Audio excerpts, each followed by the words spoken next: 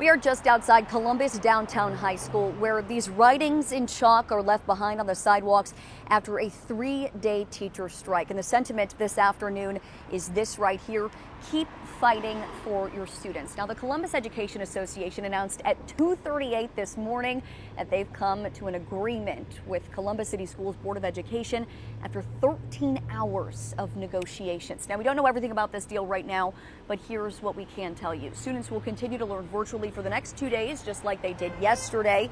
Now, a vote is scheduled to take place this weekend, and if the Columbus Education Association approves it, it will then go over to the Board of Education. If both sides approve this deal, and the students will be in the clear to return to in-person learning come Monday. Now, earlier today, we did see some teachers carrying a few things into their classrooms, getting them prepared for the school year. I spoke with one teacher super briefly. She said she wanted to leave the main statements up to the Education Association, but she did share this one piece with me and said, "We're just happy to be back." For Spectrum News, I'm Maslowski.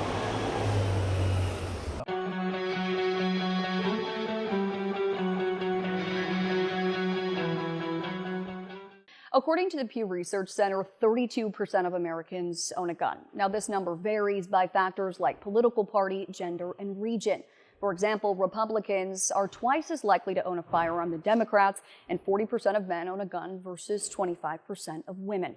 We are a country with a constitutional amendment regarding firearms, and while some dispute its meaning, it's often cited as a guarantee of gun ownership. Gun culture in the U.S. Has been a prominent part of the country's tradition for a long time.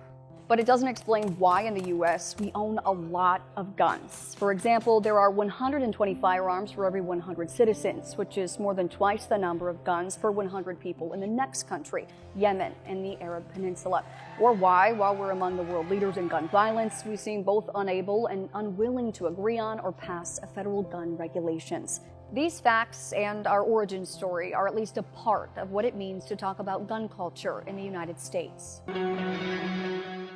According to industry research, in 2020, as news of a global pandemic spread, Americans bought more than 2.5 million firearms, which is a year-over-year increase of 85%, and further evidence that fear for personal safety motivates gun buying.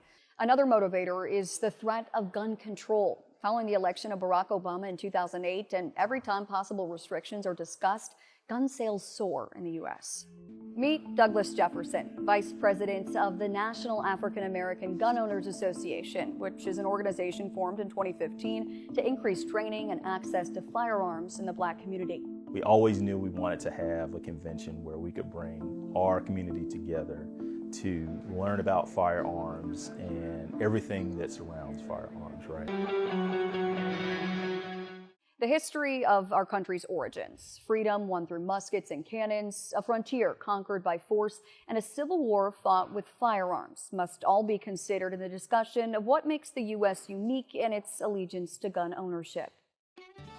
Being a frontier Politics, what sorts of values they hold, and where they see themselves in the political system. It is worth noting that while most Americans, including gun owners, agree on some gun regulations, like increasing the minimum age to 21 and preventing those with mental illness from owning a gun, the NRA has successfully taken the position that any regulation is a threat to all gun ownership. On the production line, Rosie the Riveter steps in when the draftees step out. In order to understand the history of child care costs in the U.S., we have to go back to 1939, when American men went to fight in World War II and women took their place at work. There was a sense of a universal type of system of childcare in the 1940s during the war. This meant that mothers had to leave home and their kids behind, so the federal government stepped in. It didn't require an act of Congress or an executive order by the president. It just used existing legislation. They used the Lanham Act of 1940 that provided federal grants or loans for war-related infrastructure projects to fund what many considered to be universal child care for working mothers. When the war ended, it went away. And that was that. And though many families protested and pushed for it to stay, federal funding ran out in 1946. And again, our country came close to establishing universal childcare in 1971. When both the House and Senate passed the Comprehensive Child Development Act. You know, because of politics at the time and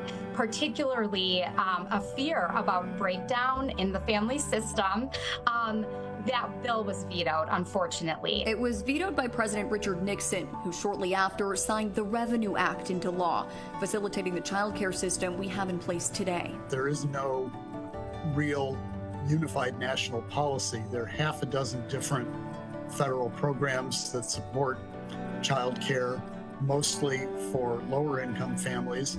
50 years later, President Joe Biden introduced the Build Back Better Act in 2021. It included $400 billion in federal funding for universal and free pre-K and expanded child tax credits. There were also proposals to limit child care costs to no more than 7% of most families' income. The bill passed in the House of Representatives, but was shot down in the Senate. I think that that's the best sign that we've had, and that's going forward. I'm encouraged by that. It's very likely to come up again sometime. I just can't predict when. Today, childcare activists are still fighting as the need continues to grow. Women are in the workforce almost as nearly as much as men. They're the breadwinners of the family a lot of the time. Low-income families spend more than a third of their income on childcare, and more than half of those families live in what's known as a childcare desert. Who's subsidizing the childcare system today is on the backs of parents who have to pay for really, really high costs of childcare and the childcare workforce. All of these factors lead many families to difficult financial decisions about whether both parents will work, what type of childcare is best for them, and if they can even afford it. Over the next half hour, we'll bring you the stories of Ohioans navigating their way through our childcare system and talk with experts and state lawmakers about possible solutions as we explore what childcare truly costs, not just in dollar amounts, but in time, energy, and oftentimes a career. Misinformation. Social media misinformation. The fake news. Conspiracy theories. Misinformation isn't new. But in recent years, we've been inundated with not only misinformation itself, but the constant threat that any media you consume may not be true. So we're exposed to a lot more information than in the past, and because of that, we're exposed to more misinformation. Dr. Lisa Fazio is an associate professor of psychology and human development. She studies how people learn false information and how to reduce the impact of it. Helping people out of these rabbit holes and out of these conspiracy theories is possible, but it's not easy. And it tends to only happen kind of when they're ready. So, Lisa, what makes people more susceptible to misinformation? Is it confirmation bias? Is it education? Everyone is susceptible to misinformation if it's the right piece of false information. So no one is too smart to fall for misinformation. All that it takes is something that you don't know much about and a trusted source telling you something that you want to believe. Presidential elections are often a contentious time for families and other relationships. But when paired with the COVID-19 pandemic, many found themselves at odds with loved ones. Is this enough to get us all to walk away from each other? Is this enough to we are all good and this is where we all go in different directions? Or how much do you fight for something when you're also not seeing them?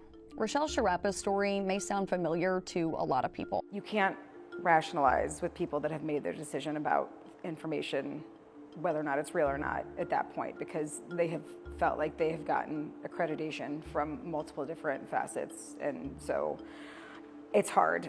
And it's do I argue for the sake of arguing? That's where I feel like I've had to make choices. Dr. Fazio says that much of the misinformation that's spread is for things like money or power, but the average person is likely sharing things out of concern or fear.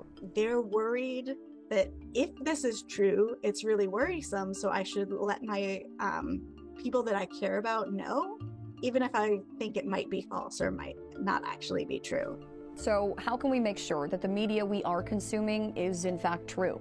One thing I like to tell people is that when you see something that inspires a lot of emotion in you, that's a signal that you should pause, because a lot of times disinformers will use our emotions in order to create content that will get a lot of engagement and a lot of spread. While many believe there's no turning back, Dr. Fazio says there is a way out of the misinformation rabbit hole. I think it's important to remember that this doesn't make you a bad person, and that this can be a moment for growth and change. And I also recommend to reach out to people who you lost contact with or stopped communicating with as often. Some of them may not want to have contact, but others might be excited that now you can be back in their lives. We disagree, but now I know where you're coming from. Yes.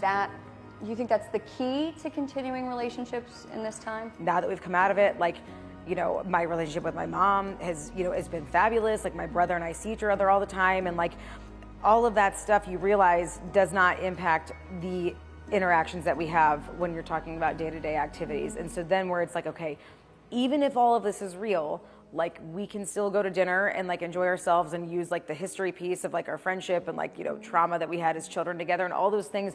You can't turn your back on that because of the computer that you keep in your face at all times. Dr. Fazio says this problem isn't going away anytime soon.